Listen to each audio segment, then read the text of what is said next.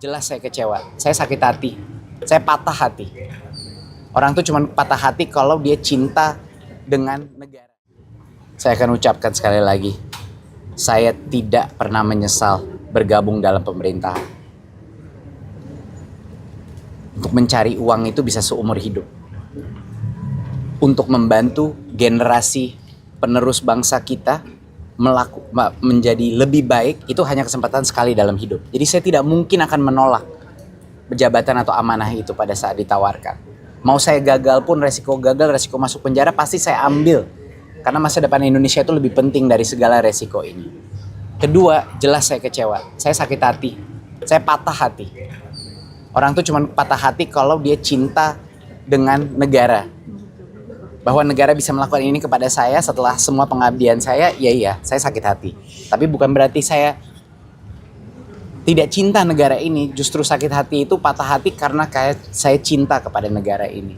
Jadi saya tidak menyesal.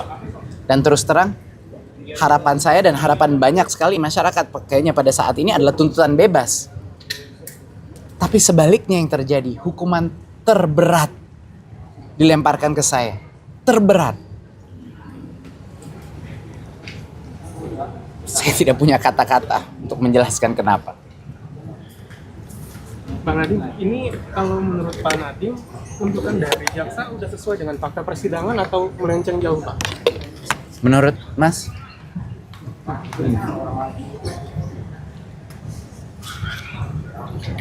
Saya mendengar itu tuntutan.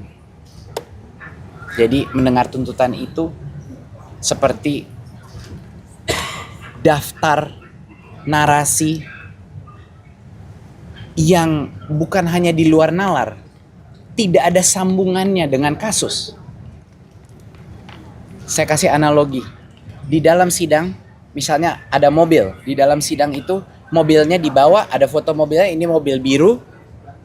Mobilnya ini, harganya ini, bukti transfernya segini, 100 harganya, dan lain-lain. Ini mobil biru dengan bukti bahwa harganya 100. Mobilnya datang. Di dalam tuntutan, tidak, mobilnya merah dan harganya 50. Seperti itu.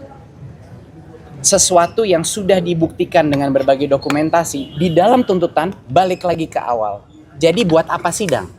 Itu pertanyaan saya. Kalau setiap hal yang sudah dibuktikan dengan saksi, dengan dokumentasi sudah keluar, tetapi di tuntutan balik saja kepada dakwaan awal sebelum proses persidangan, buat apa kita bersidang? Buat apa? Ya, kenapa? Mendingan langsung saja hukum. Paling tidak membuang semua waktu kita. Gitu. Kenapa?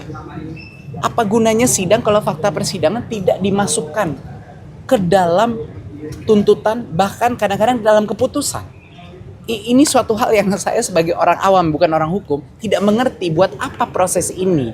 Kalau semua sudah terang benderang dan masih saja kembali ke situ.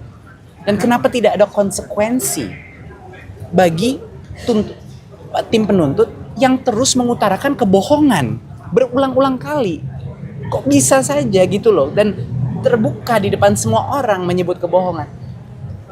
Itu angka 4 triliun, 4.800, itu SPT 4 triliun itu diambil dari SPT saya di tahun 2022. Saya melaporkan nilai IPO Gojek, itu bukan uang yang saya terima, itu cuma nilai IPO. Dari situ dia ambil, oke, sekarang harus dibayar balik. Apa logikanya? Sama dengan 809, itu tidak ada urusan sama saya. Angka 809 sudah terbukti transfer antara dua perusahaan Gojek. Saya tidak terlibat, nggak ada hubungannya dengan Google, tidak ada hubungannya dengan Chromebook. Di dalam tuntutan itu ada berbagai hal yang menciptakan aura seolah-olah ada suatu mufakat jahat, konspirasi untuk menakuti orang Nadiem ini jahat dan telah menciptakan suatu rencana besar. Tetapi kalau orang kita berpikir secara logika, setiap kali kita mendengar itu pasal-pasal tuntutan, tunggu dulu, ini hubungannya apa ya sama Chromebook? Ini hubungannya apa ya dengan kemahalan harga laptop di pengadaan, yaitu adalah kerugian negaranya? Itu yang nggak terjawab. Karena tidak ditemukan, poin saya terakhir adalah karena tidak ditemukan PPATK transfer ke saya, tidak ada. Tidak ditemukan aliran dana dari vendor ke saya, tidak ditemukan aliran dana dari Google ke saya, tidak ditemukan aliran dana dari PT Akap ke saya, tidak ditemukan aliran dana dari PT GI ke saya.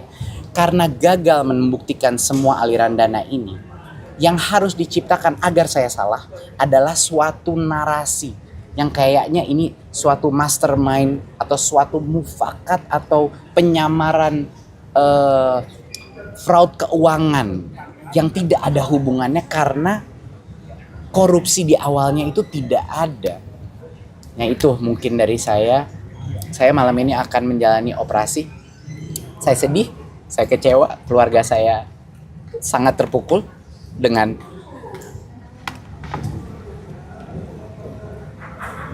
saya nggak tahu cara mendeskripsikannya, saya nggak tahu nih perlakuan seperti apa ini seperti ini. Tapi saya harus menjalani operasi malam ini karena kalau tidak akan semakin parah berdampaknya bagi saya. Saya hanya minta doa sama seluruh negara kita. Saya minta doa. Mohon doa bagi saya juga bagi Ibam dan sekeluarga. Dan juga mohon doa untuk semua